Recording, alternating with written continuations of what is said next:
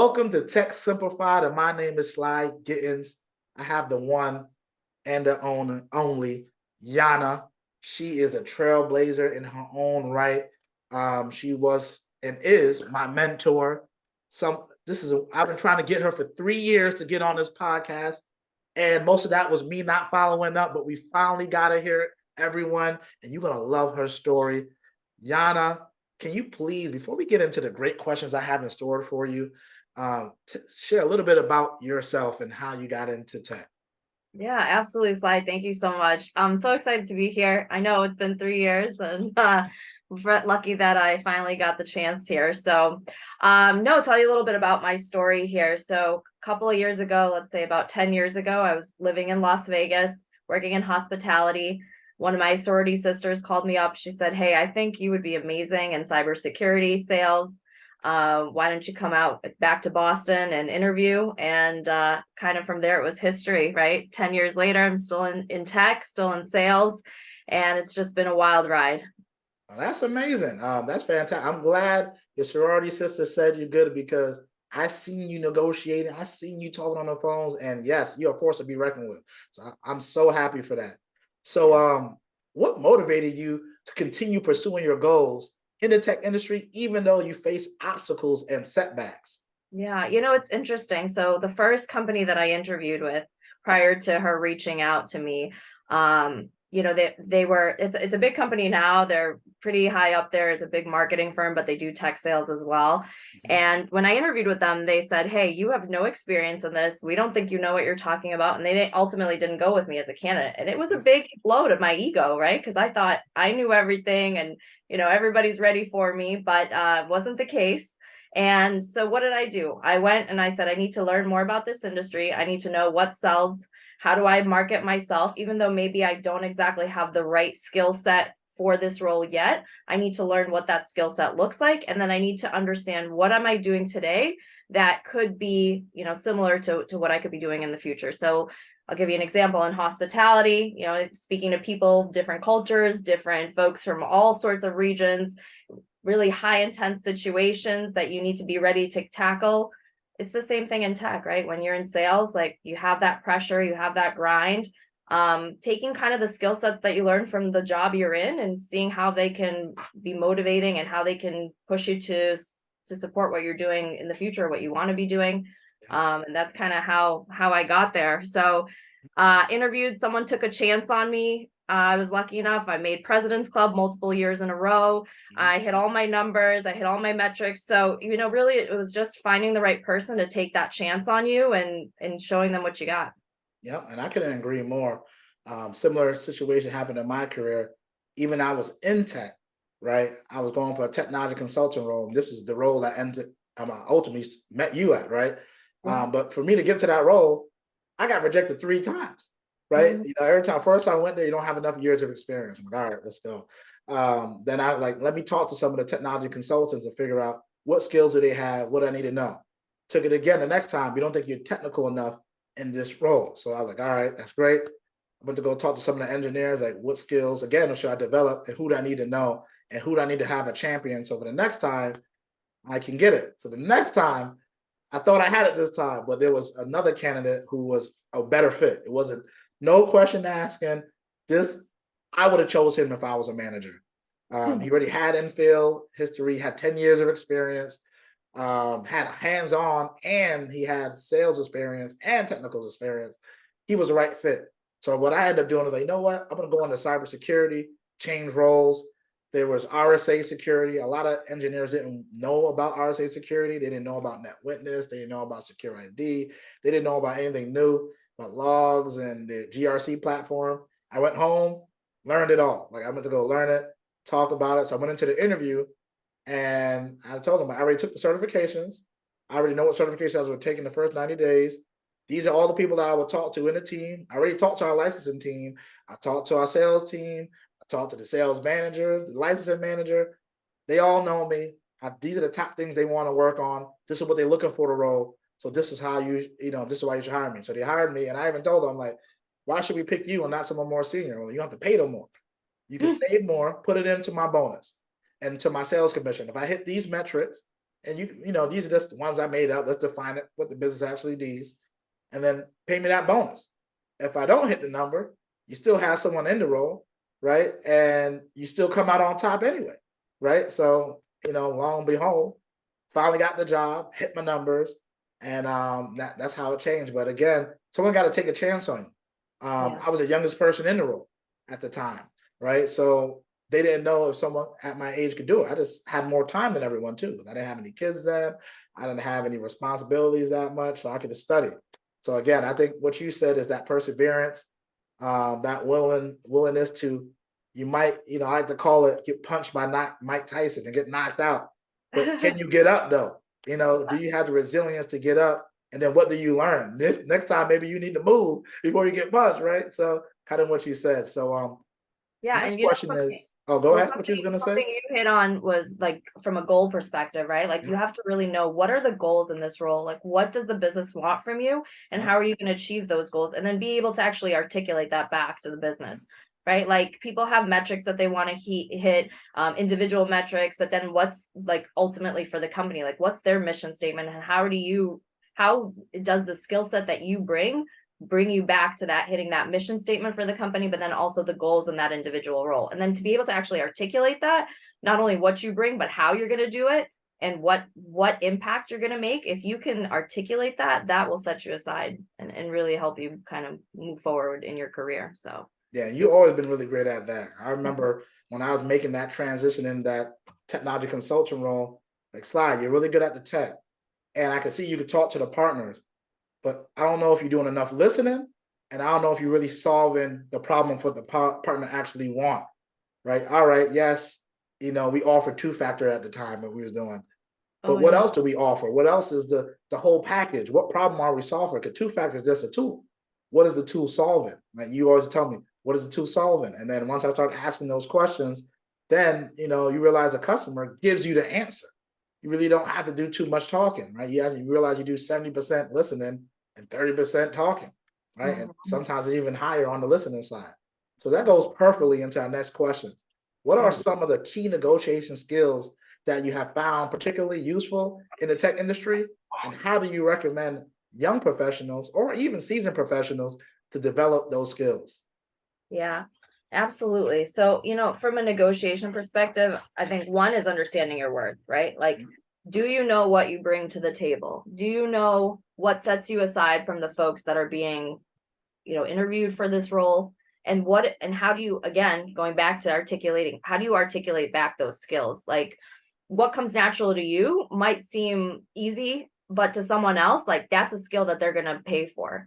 Especially like when it comes to negotiation, like, and I think this is something that's tough for a lot of women. Like we will take the first offer. We won't ask for more. We don't really look into like, how much is the industry paying for this role? Because you might think like, well, maybe I don't have the right experience, or maybe I haven't had enough time in the role. They say like when a woman looks at an application on average, she'll say if it says it requires 5 years of experience and she only has four, she on average, women do not apply for those roles, whereas men absolutely do. They're like, okay, cool, I have the experience, I'm going to go after it. I think that's a huge miss in our market and for women in general. Know your worth. Understand what skill sets you bring. And as you grow in your career, write down your accomplishments. So when you're walking into that interview, you can say, like, boom, I increased marketing revenue by this much. I helped generate these many partners. I helped build these relationships. I increased revenue by this much. These are the relationships that I have today. These are the relationships I know I can get into. Like, know your worth and be able to bring that to the table when you come in. And then also like listening is a huge skill in sales, and it will be very beneficial from a negotiation perspective, because when you listen to what the company is looking for, if they're struggling in their channel strategy, or they're struggling with their reps, maybe their reps need help articulating or negotiating large level deals, like understand what challenges that company is going through. And then when you're on that negotiating table, say, like, I heard these three challenges, and here's how I can help your company increase revenue. This is how much I think I can help increase that revenue by. And so guess what? Every penny that I ask you for to increase my pay, I'm going to bring that tenfold. I'll tell you, it's worked for me in 3 jobs that I've been interviewed for, right? Like I said, I looked at, and I looked at what the industry was paying. I looked at how much I wanted to make. And throughout the entire interview process, I said, look, this is what I want to bring to the table. This is how I'm going to do it. This is what I've brought to other companies. And that's why I know I'm worth this amount of money. So maybe you guys aren't ready to offer it, but if you don't ask, if you don't, if you don't get that no, how do you bring it closer to that yes? Yeah. So always ask, always do your research, and always know what you're bringing to the table and know your worth. And it's hard. It is hard. Like sometimes a lot of people tell me like, Yana, I have imposter syndrome. Like, how do I get past that? Like sometimes I think like I shouldn't be in the role that I've been given. Well, again, take a step back. You never know what impact you make to people. Like I love to hear that I'm your mentor, Sly. Like that warms my heart. A lot of people that I talk to, like sometimes I'm just giving advice. I don't even realize that they're taking it as like coaching and mentoring, and it's a very humbling experience. So Yeah. appreciate that. And if anyone needs help negotiating, negotiating pay is one of my favorite things to do. So That's fantastic. I always like to joke, you can sell salt to a snail, because again, the outcome that they should have. And I even leverage that, for multiple roles, right? I like to look at the 10K statement because I like numbers. Look at the 10K statement. Where are they putting their money this year? mm-hmm. So that tells you what problems they want to solve.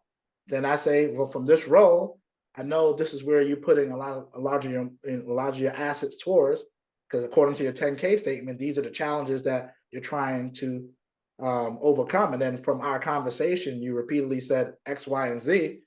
This is how I can solve those challenges. And I know that industry is paying X amount. And with my skill set, I know I can command that amount, but also, what are you trying to go to? I can help you get there. But this is where I want to be paid, right? So for my total comp, let's have that conversation. And you'll get, a job as a recruiter or a hiring manager, mostly the recruiter in those times, is to get you at the lowest price. That's just, for Mm-hmm. the business, that's their goal. And that's okay, right? As long as once we know that, you got some companies that are willing to work, but they want you to negotiate. They expect the negotiation to happen, right? So I always have a number, but then Yeah. you also have a total number. Maybe they can't meet you at that base pay, but maybe they can put that in your commission. If you're not in a Mm-hmm. role that can have commission, maybe you can get that in a one-time sign-on bonus to hit you on that first year to make sure that you're happy, and then also talk through your bonus structure, right? Because maybe you can get that back on the back end there. Or maybe you're taking a role because this role will be an opportunity to open up more roles in the future.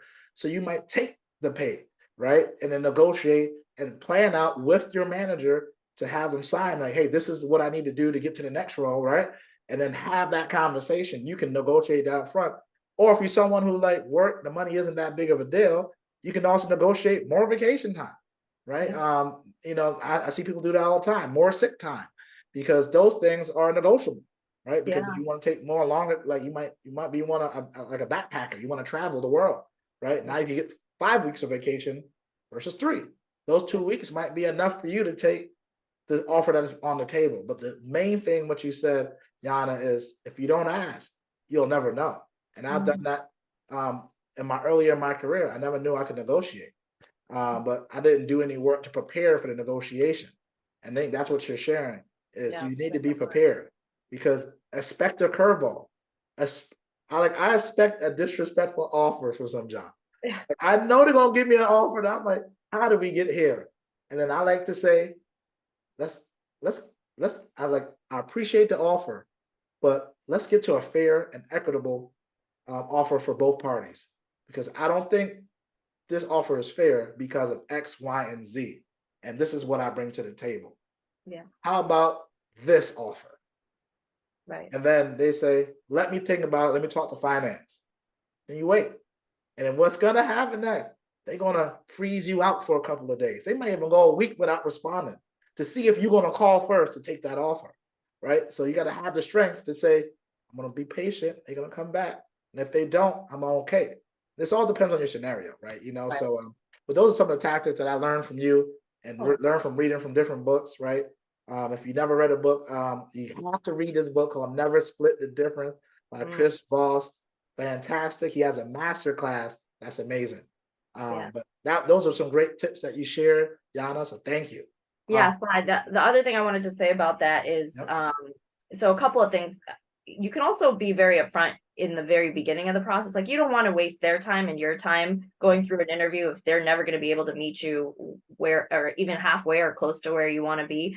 So it's actually okay that in the beginning, like even when you're just talking to the recruiter and they've got a role for you, if you say like, hey, my base salary or what my OTE of what I'm expecting is in this range, and I don't want to waste your time or mine. And I just want to make sure that, if we do come to the end, that you guys are at that salary range works for you and your organization. And guess what? Oftentimes, if they want you enough, or they're excited about you enough as a candidate, they'll have that in the back of their mind and they'll already start that process with finance ahead of time for you Right. to make sure that they can meet that. The other thing I recently heard a lot of people talking about is actually negotiating a severance package before the interview. And I know we hate to say that, like, Never that thought you think about that. something is going to happen to the company, but with all these layoffs in tech, like you have to protect yourself. Sometimes you can even negotiate a severance package. Should anything happen, then I'm guaranteed XYZ. One, maybe you're guaranteed some type of pay before you join the company, like a 6-month draw or something that's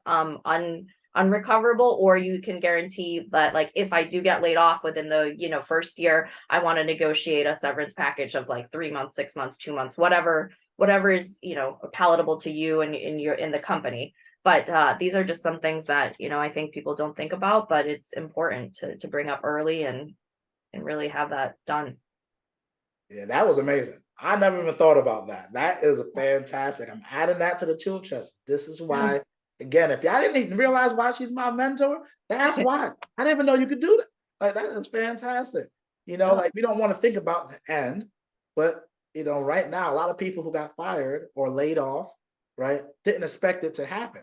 Especially if you're new to an organization, the severance packages for newer employees are not equitable for the time it takes to find a new job, right? Yeah. Of course, you got to have your emergency day fund, right? But if you negotiate up front, they lay you off. You're like, well, I know I got X amount of time to find a job.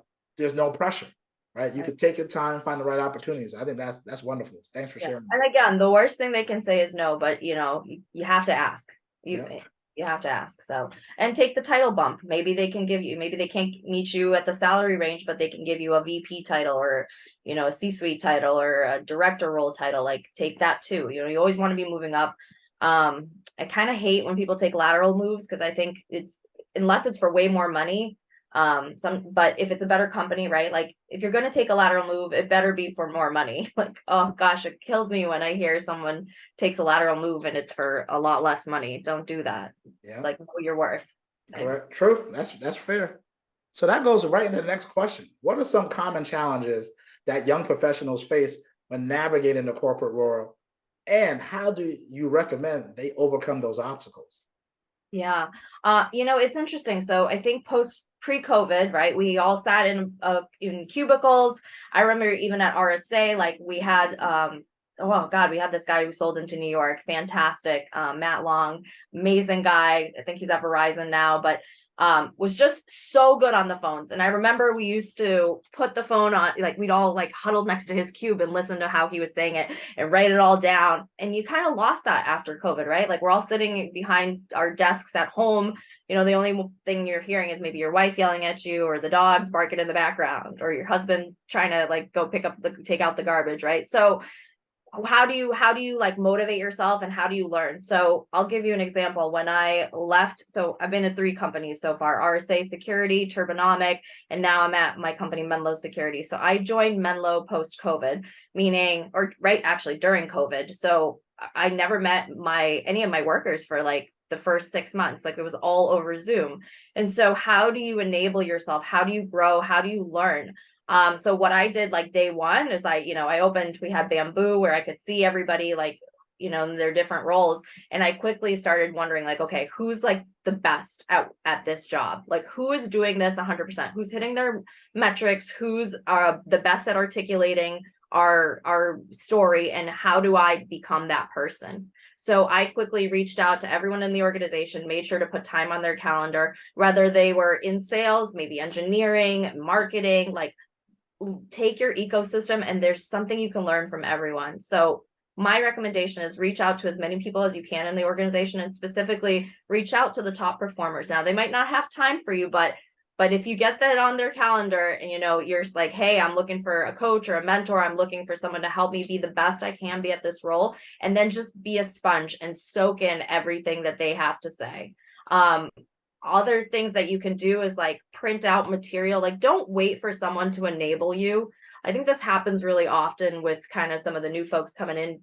They're just like, they're waiting for enablement to come in and teach them. Like, you're going to waste so much time and you're going to lose time on that. Print out the white papers, print out the blogs, go research, like, beyond the company you're working for, research what the industry is doing. Print that stuff out. Like, if you look at my office, I've got printouts all over my walls of like our talk track, our messaging, our value. And so that I'm able to articulate that, and I can bring that back to my customers, and I can help my team be enabled for that. So my ultimately, like, run around here is basically use your resources, do the research ahead of time, find the best people in the industry and in your company who know how to articulate what you do, why you do it, and why it matters. And then freaking just let it roll. Let it roll. Because I think that's the best way to get ahead. Yeah, and you said a lot of gems there. That was fantastic. One thing I think I would add on there when you're reaching out to those superstars, always ask them, how can you help them? Right? Because you want to make it a win-win situation for both people. And also, how do they like to interact with each other? They might want to be on the phone. They might want to do it through chat. They might want you to bring work first. They might want you, like I have one mentor I tried to get. She gave me 30 questions before I could even talk to her. That's what you needed to come to her to. You didn't waste her time, or better yet, it wasn't even wasting her time, to make sure you knew what you wanted out of the mentorship, right? Mhm. So then that she didn't waste her time, because she might not be the right person for you, and you might not know exactly what you want. So then how do you build on each mentorship? But that was her personality. She was a little bit more technical. Where I had some mentors where I could just go on the phone like, hey, Yana, I need help with X, Y, and Z. Can you help me with this at a certain date? You might say yes, Lai, or no, take a look at this, read that, and then we talk later. If you just keep a little bit more informal, but again, we have a relationship from there to do that, right? So, and also I'll second that. Learn on your own. Think about now, how do you learn? If you needed something that's broken in your house, you probably go to YouTube to fix it. Same thing for work. Go to Mhm. YouTube. And if you can't find the information, reach out to your product marketing team. If they don't have it, look out for the product management team. If you got sales engineers, go talk to them. Managers, ask them, hey, I want to learn this. Where do I go find that? Or if your company has a directory, search in there. I do it all the time. I need to learn about data and AI. I have no background in data and AI. I searched in within Microsoft where I'm at, and I was like, hey, I want to learn data and AI. Then it came up an AI fundamental course. Took that. Boom, popped up. Here's a pitch deck. Oh, look at that. Read that. Then I called the team like, hey, I got pretty good at this. I can deliver these trainings. What other resources you got? Oh, you need to learn this, this, and this, right? Like, oh man, that's a lot. Who do we got? Who do we know who could have that conversation? I already set it up for my partner, right? And then I was able to create opportunities before the enablement team. Because like 3 months later, then we got trained on it, but I already knew it already. So then I could solve more problems. And when you can solve more problems, managers, they love that, because you bring in more business. They realize they don't got to hold your hand, that you can also probably scale, like figure out, once you learn, how do you empower your employees? And it also depends on what type of organization. If your organization um, encourage you to employ your coworker, then find a ways what you learn. How do you train someone else? Because if you look at the learning pyramid, the way that you actually learn the material is teaching other people. And that's why I even created my YouTube channel to make, for me, to learn it faster, to make sure it's concrete for me. So when I'm having these conversations, I already done train Yana and 30 other people on it. So I know what I'm talking about. And then you can even use that in your negotiations, right? Because hey, I learned these 5 things on my own without any help. And then we was able to solve these different problems. And it resulted in either efficiency if you're more in an operational role, or this much dollar revenue if you're in a revenue generating role, or if you're in a revenue saving role. I reduced the expense for X, Y, and Z, and this is how the companies benefit.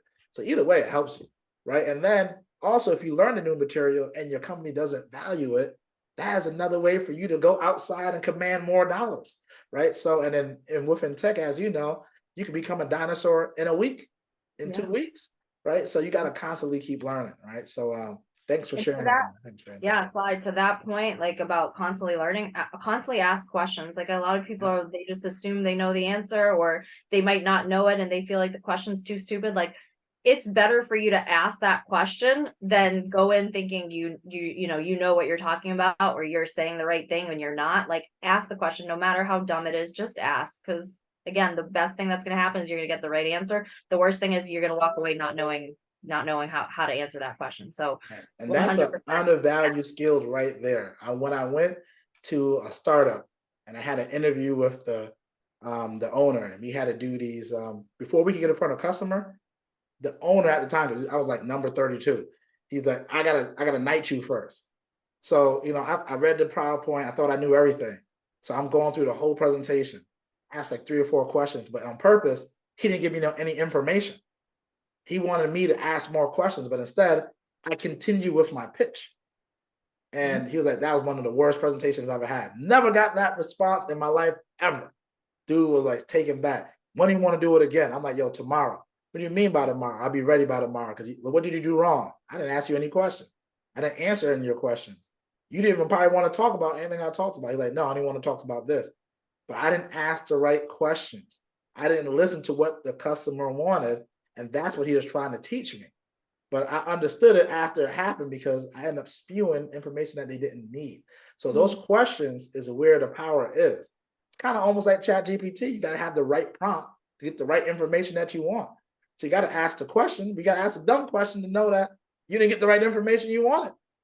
So like it's the same thing. It's literally a conversation with the people. And this goes perfectly into our next question. We've been talking about learning, and learning is fantastic. But now with AI, with all these ways, you can get information that instantaneously. Learning is great, but what's also going to be imperative for you to grow, where I find, and I know it's a cheesy saying, your network is your net worth, but I found that to be correct because most of the jobs I had, I knew someone at the job, they were my cheerleader or my sponsor into the role, right? And then that's how the conversation like materialized, right? So what are some strategies that you have used to build and maintain strong relationships with colleagues, clients, partners, and how do those relationships contribute to your success in the tech industry? Yeah, absolutely. I know this is gonna sound so cheesy, but like be authentic, be real, be kind. Yeah. I am, you get what you get with me, right? Like I'm an open book. You can ask me anything. You can, I'm very quick to open up to people. But I take the time to learn about them. I ask them questions about them. I mean, I'm constantly learning about the people around me. And I'm building those relationships and they're genuine. So like I'll give you an example. Customer we recently worked with, they got sick, where they got COVID. I went and found a soup company. I shipped him some, like a huge package of soup to make him feel better. And I didn't do that because I wanted to close the sale. I just genuinely felt bad for him. He was sick. He had a family to feed. And I did that because I just wanted to make sure that person was doing better. So that was something memorable for them. Yeah. Same thing, like across the board, just learning about people like outside of work, like what are their passions, learn their kids' names, their kids' birthdays, like just be genuine, be real. I think a lot of the times, like we're so ingrained to like get into this, like I'm at work, I'm in this like mindset, I'm in my suit and I'm ready to go to like from the next thing to the next thing to the next thing. And it's like, just for a second, slow down and realize like you're speaking to a human and they're going through stuff. Everyone's going through something. Just be there, be authentic, be there for the person, learn about them, understand what's going on outside of work, how can you help them, and that relationship building will go really long for you in the long term, right? Like maybe there's something. I'll give you an example. Recently went out to lunch with one of my reps and my boss and one of our customers, and he was telling me about a trip him and his wife were taking to Montreal, and I had just come back from Montreal, so I had all these suggestions for him, where to eat, what to do, and like after my follow up, I was like, I sent him a whole list, like, hey, this is where you can go and do this stuff.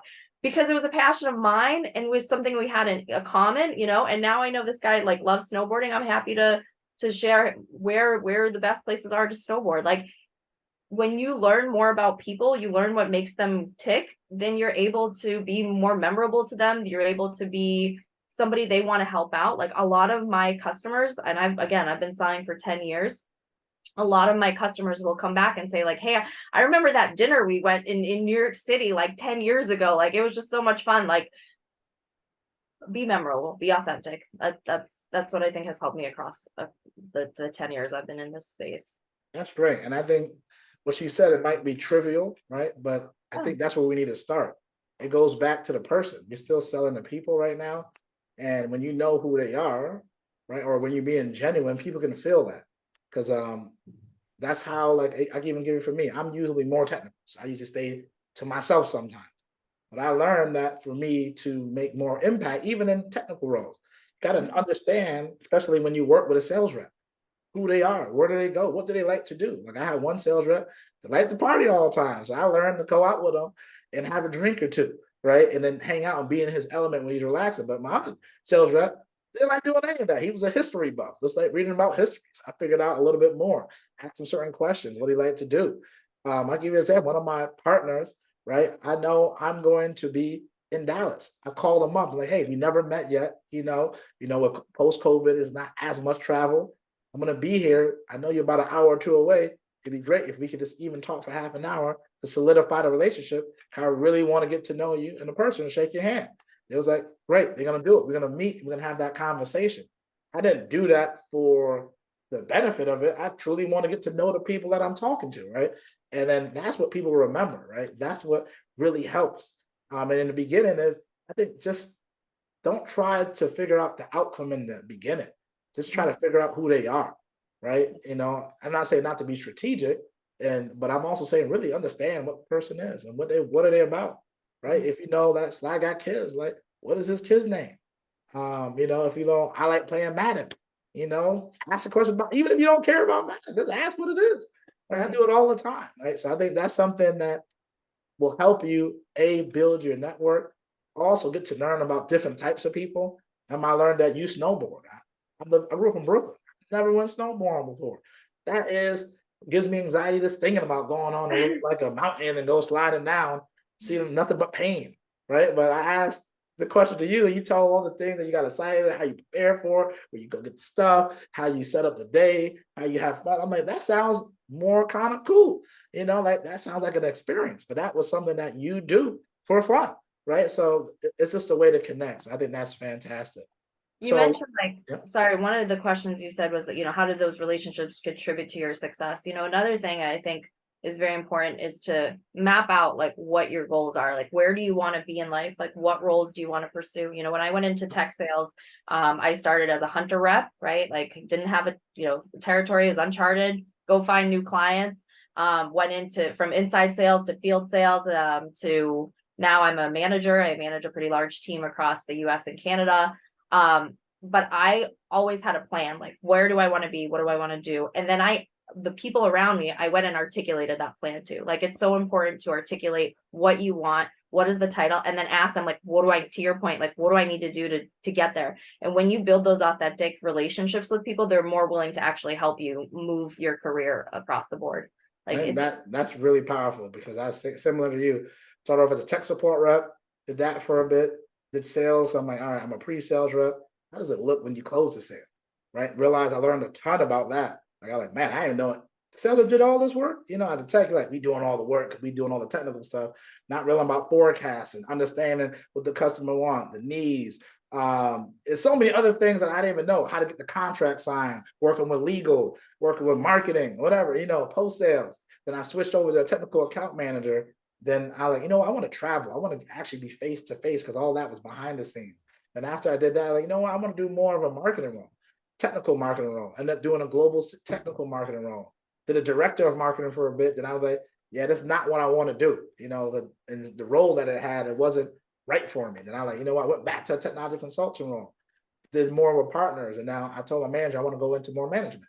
And I was really precise, like this is why I want to be a people manager, right? And then now I get more opportunities presented for people management roles. You get the information that's coming towards me now is for that role. So you just change. It just helps you once you have a clarity of vision. then your mentors can help you get to where you want to go. Yeah. That was also the biggest advice I got in my life is be clear, do that work at home to figure out where you want to go. And the plan can change, and you just got to be okay with that because it might not be exactly how it goes, but let's have a plan, right? So then, Yana know how to help you. You go to Yana, be my mentor, and she says, well, "What do you need help with?" I really don't know. Can you tell me? She's like, "I'm supposed to tell you that. I don't know what you want to do." So like then you might say, "I want to be a coder." Well, why did you come to me? I didn't code. Like, I'm Yeah. not the right person, but I might know someone who does, but at least even that would help you get you somewhere. So, and then we're getting closer to the end of the podcast, but I got one more question before we get into the wrap up Sure. is you seem like you go 100, 150 every day. But the hard thing I'm finding, especially in the tech industry, is burnout. And it seems like from the numbers, it affects women more than men sometimes, right? What do you put in place to avoid that burnout, but still perform at high level, right? Like, how do you balance that? Because I know in my career, I experienced burnout. But at the time, I realized I didn't have the right steps in place to be successful there. I didn't have the right techniques for reducing my stress or how I view stress. So, what do you do?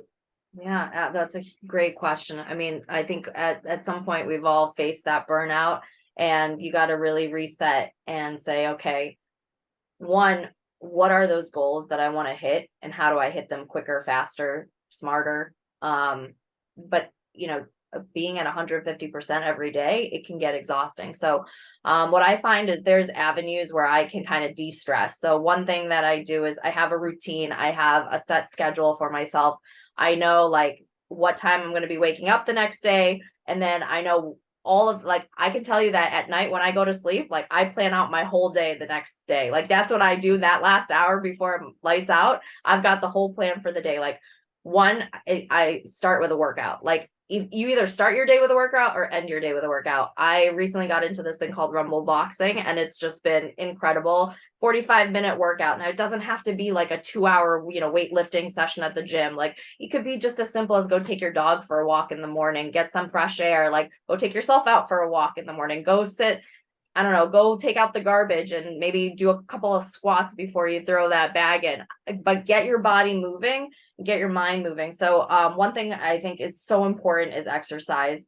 The other thing is I like to play chess. I actually have 5-minute chess games on my phone. That's like a fun fact nobody really knows about me. I am an avid chess player. So I downloaded chess.com, and if I'm feeling like stressed out or I need to like mentally decompress for a minute, I'll just do a quick 5-minute chess game on my phone. Huge help. And then have like activities and hobbies, right? Beyond just kind of Netflix and chilling, which I know a lot of us can kind of get into that routine, and it's easy, like the couch is there, it looks comfortable. Have some hobbies, have some passions. Like mine's snowboarding, mine's paddleboarding. I'm a huge outside person. I love hiking. I love getting out of my house and just kind of changing scenery. And then I think having some goals around like travel. That's been something that I've really open to this year, is kind of getting out of my own, like, I love going to New England and I love snowboarding there, but one thing I've realized is like I really haven't seen the world, and I want to see the world. And what are some of those destinations that I want to see? Like, if you're going to be stuck on your phone on Instagram or Facebook or TikTok, like there's some crazy videos of like amazing places around the world. Book a trip in the future, have a goal like, hey, I need to give 150% this week, but next week I'm going on vacation so I can decompress, and then I can come back and give that 150%. Like that's so important to diversify like what makes you happy and actually go for it so that you can show up to work and give yourself 150%. Yeah. So that's what's been working for me. Hopefully it works for some of your followers too. Oh yeah, I mean that's awesome. I think you said a lot of things. Having that goal at the end of the race, right? What are you doing it for, right? Yeah. Or what do you want to achieve? Like, my wife and I just sat down, like, we are planning our next trip, the family trip. We going. Like, where are we going? I got like 100,000 points from traveling for work. So I'm like, we need to go put this to work right now. Right. So let's get that done. So then, or like you said, like I'm opposite. I like to write poems, poetry. Like I run my next book coming out. Like I want to write my next book. Like that's what I do there. Or I do this podcast. It's another area where I like to do for fun, right? I mean, people might think this is work, but to me, this is just fun, So just to get it done, right? And then I play Madden, I'm a gamer. I like to game every now and then. Like, I might play there, or with the kids, be outside rumbling around in the dirt, man. We wrestling, playing, anything around the house. My wife and I like to be foodies. We plan each week. We get the babysitter and we go out and have a date night, like doing those different things. But we make sure to do that. And then I started adding in like not yoga, but meditation. So at work, they give me the free app. I started using it. I'm like, this actually works. So I'll do my meditation right before in the morning, before I go out to the gym, and then right before I go to sleep to free up the mind. Because for me, I have a